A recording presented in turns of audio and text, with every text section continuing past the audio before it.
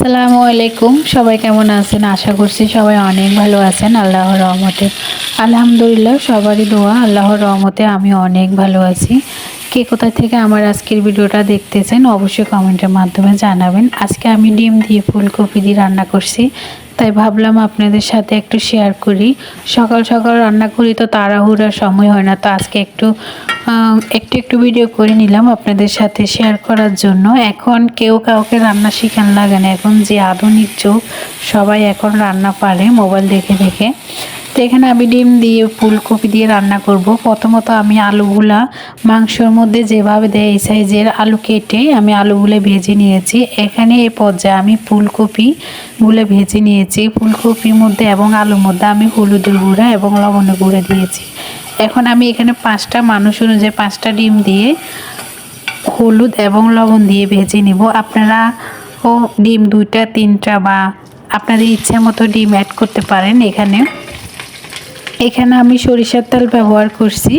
এখানে আমি সরিষার তেল দিয়ে দিলাম পরিমাণ মতো। এখানে দিয়ে দিলাম আমি পেঁয়াজ কুচি এবং কাঁচামরিচ।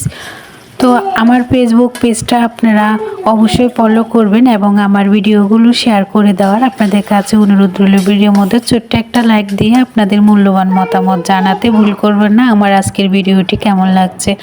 আর যদি ইউটিউব চ্যানেল থেকে আমার ভিডিওটা দেখে থাকেন অবশ্যই আমার চ্যানেলটিকে সাবস্ক্রাইব করবেন।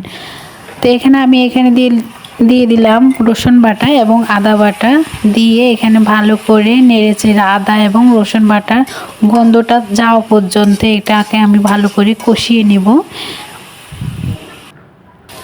আমি আশা করছি আমার আজকের ভিডিওটা এবং আমার আজকের রেসিপিটা আপনাদের কাছে অনেক ভালো লাগবে। আর ভালো লাগলে অবশ্যই আমার ভিডিওটি শেয়ার করে দিবেন এবং ভিডিওর মধ্যে ছোট্ট একটি লাইক করবেন। আর আমার ভিডিও এবং আমার কথার মধ্যে যদি কোনো ভুল ত্রুটি হয়ে থাকে অবশ্যই ক্ষমা দৃষ্টিতে দেখবেন। এখানে আমার হলুদের গুঁড়া, মরিচের গুঁড়া এবং গরম মশলার গুঁড়া আমি একটু পানি দিয়ে গুলে এখানে অ্যাড করলাম। তার কারণ হচ্ছে আমি এখানে শুকনো অ্যাড করলে এখানে লেগে যেতে পারে, পোড়া পোড়া গন্ধ হয়ে যেতে পারে। এর জন্য আমি একটু পানি দিয়ে গুলে এখানে মশলাটা ভালো করে কষিয়ে নেব। মশলা থেকে তেল ছাড়া পর্যন্ত আমি এখানে কষিয়ে নিয়েছি। এখন এ পর্যায়ে আমি এখানে দিয়ে দিলাম ফুলকপিটা ভেজে নিয়েছি। এই ফুলকপিটা এখানে অ্যাড করব।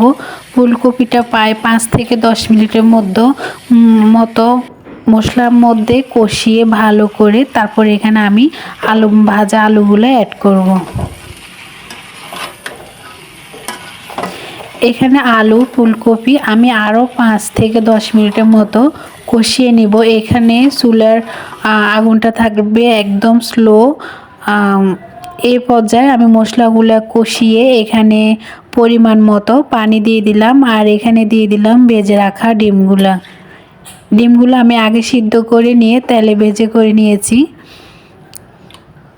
এই রান্নাটা এত মজা হয়েছে আলহামদুলিল্লাহ। যারা এখনও ফুলকপি দিয়ে ডিম দিয়ে রান্না করা খাননি তারা একবার হলো খেয়ে দেখবেন এবং মজা পাবেন। অবশ্যই খেয়ে দেখলে একবার খেলে বারবার রান্না করে খেতে ইচ্ছা করবে। এই পর্যায়ে আমার এখানে রান্নাটা একদম শেষ পর্যায়ে চলে এসেছে। ধনেপাতা দেওয়ার আগে এখানে আমি ভাজা জিরার গুঁড়া অ্যাড করেছি। ওটা আমার ভিডিও করতে মনে ছিল না, সকালবেলা তাড়াহুড়া করে রান্না করি, তো এর জন্য এখানে আমার লাস্টে আমি ধনেপাতা দিয়ে এখানে আমার রান্না শেষ। তো আজকের ভিডিওটি কেমন লাগছে অবশ্যই কমেন্টের মাধ্যমে জানাবেন। আসসালামু আলাইকুম।